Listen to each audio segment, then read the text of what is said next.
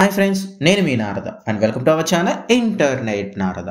So ఈరోజు ఈ నారద తెచ్చినటువంటి సమాచారం ఏంటంటే, కురుక్షేత్ర మహాసంగ్రామంలో ద్రోణాచార్యుని అన్యాయంగా చంపడం వల్ల ద్రోణాచార్యుడి కొడుకైనటువంటి అశ్వత్థామ ఏ విధంగా ప్రతీకారం తీర్చుకున్నాడు అనేది ఈ నారద మీకు చెప్పబోయేటువంటి సమాచారం. కొత్తగా ఎవరైనా సరే ఈ నారద మాటలు వింటుంటే మాత్రం డెఫినెట్గా ఇంటర్నెట్ నారద ఛానల్ అయితే మాత్రం సబ్స్క్రైబ్ చేసుకోండి.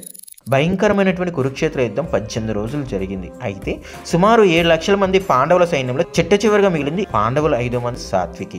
కానీ యుద్ధం ముగిశాక పాండవుల సైన్యంలో ఉప పాండవులు, శిఖండి, ధృతరాష్ట్రుడు ఇలా 3000 మంది బతికే ఉన్నారు.